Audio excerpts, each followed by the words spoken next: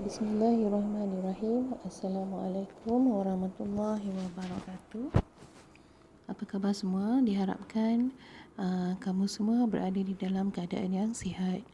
Baik, untuk minggu ini kita akan meneruskan lagi sesi pembelajaran kita dalam mata pelajaran fiqh. Baik, saya harap semua dah bersedia dengan buku teks fiqh. Baik, sebelum kita meneruskan sesi pembelajaran, mari sama-sama kita membaca doa belajar. Bismillahirrahmanirrahim. Allahumma ftah alaina hikmataka wansyur alaina min khazaini rahmatika ya arhamar rahimin. Rabbi shrah li sadri wa yassir li amri wahlul 'uqdatam min lisani yafqahu qawli. Baik. Okey, sila buka buku teks fiqh muka surat 40. Baik, untuk minggu ini kita akan meneruskan tajuk kita iaitu solat sunat tahiyatul masjid. Okey, solat sunat tahiyatul masjid. Okey, apa dia solat sunat tahiyatul masjid? Baik, kita tengok dulu apa dia pengertiannya. Baik, solat sunat tahiyatul masjid ialah solat sunat 2 rakaat yang dilakukan apabila seseorang memasuki masjid sebelum duduk. Ia dilakukan untuk menghormati masjid sebagai tempat ibadat umat Islam. Baik, solat tahiyatul masjid ni kita lakukan apabila kita masuk ke dalam masjid. Okey, bila kita masuk dalam masjid tu, kita jangan duduk lagi, kita terus berdiri untuk melakukan solat sunat 2 rakaat yang dipanggil solat sunat tahiyatul masjid. Okey. Baik, itu adalah pengertian solat sunat tahiyatul masjid. Okey, sekarang kita tengok apa dia dalil. Okey, dalil hadis sabda Rasulullah sallallahu alaihi wasallam yang diriwayatkan oleh Abu Fatadah bin Rib'i Al-Ansari. Idza dakhala ahadukumul masjida fala yajlis hatta yusalli rak'ataini.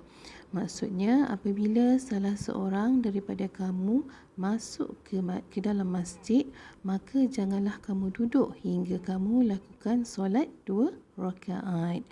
Riwayat Al-Bukhari dan Muslim.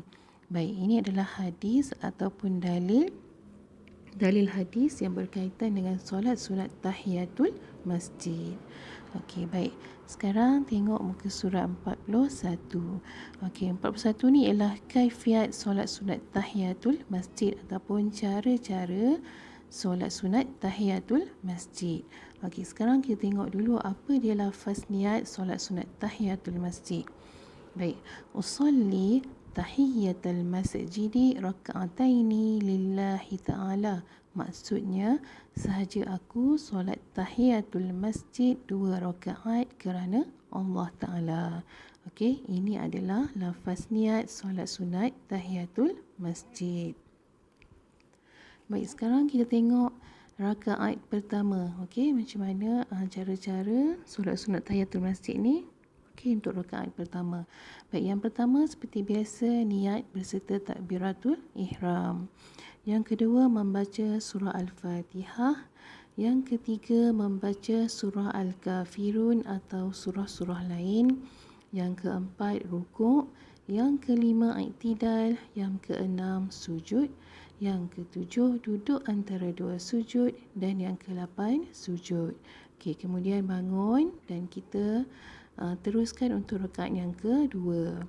Baik, seperti macam rakaat yang pertama tadi, okey, membaca surah Al-Fatihah yang pertama, yang kedua membaca surah Al-Ikhlas atau surah-surah lain, yang ketiga rukuk, yang keempat i'tidal, yang kelima sujud, yang keenam duduk antara 2 sujud, yang ketujuh sujud, yang ke-8 duduk dan membaca tahiyat akhir, dan yang terakhir sekali memberi salam. Okey, ini adalah kaifiat ataupun cara-cara pelaksanaan solat sunat tahiyatul masjid. Okey, hanya 2 rakaat. Okey, baik. Sekarang tengok muka surat 42. Okey, kita tengok apa yang ada kat situ.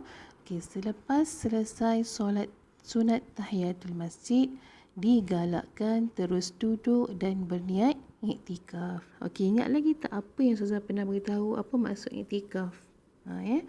Dalam tajuk yang pertama lagi, dalam tajuk solat Jumaat, Ustazah terangkan apa maksud iktikaf. Okey, iktikaf ni maksudnya kita menetap ataupun duduk di sesuatu tempat ataupun di dalam masjid dengan tujuan untuk melakukan ibadah ataupun mendekatkan diri kita kepada Allah. Baik. Kita tengok macam mana lafaz niat iktikaf. Okey. Nawaitul i'tikafa fi hadzal masjidi sunnatan lillahi ta'ala. Maksudnya, sahaja aku niat iktikaf di dalam masjid ini kerana Allah Ta'ala. Okey. Itu adalah lafaz niat iktikaf. Ya. Okey. Kita boleh berniat ni selepas kita melakukan solat-solat tahiyatul masjid. Okey. Baik. Sekarang tengok yang dekat bawah tu, dalam kotak hijau tu, hikmah solat sunat tahiyatul masjid ataupun kebaikan solat sunat tahiyatul masjid. Okey, apa kebaikan yang kita dapat kalau kita buat solat sunat tahiyatul masjid? Baik, yang pertama, dikasihi Allah dan Rasul. Okey, Yang kedua, mendapat pahala. Yang ketiga, mendidik diri menghormati rumah Allah. Okey, ada 3 saja kebaikan hikmah solat sunat tahiyatul masjid. Okey. Baik, tengok yang kat bawah tu, aktiviti. Apabila memasuki Masjidil Haram di Mekah, hendaklah melakukan tawaf sunat. Okey, kalau kita pergi ke Mekah, kalau kita masuk ke Masjidil Haram, okey, kamu hendaklah melakukan tawaf sunat. Tawaf sunat mengelilingi Kaabah. Okey, tawaf sunat ni kita boleh lakukan sebanyak 7 kali. Okey, ia lebih afdal dari melakukan solat sunat tahiyatul masjid. Okey, ini kalau kita pergi ke Mekah lah, kalau kita masuk ke Masjidil Haram. Okey, yang bawah sekali tu amalkan, dirikan solat sunat tahiyatul masjid setiap kali masuk ke masjid. Okey, apabila kita masuk je ke masjid, jangan duduk lagi, kita terus buat solat sunat 2 rakaat, iaitu solat sunat tahiyatul masjid. Okey, baik. Ini saja untuk hari ini. Okey, tajuk solat sunat tahiyatul masjid. Baik, saya harap kita akan bertemu lagi insya-Allah pada minggu hadapan.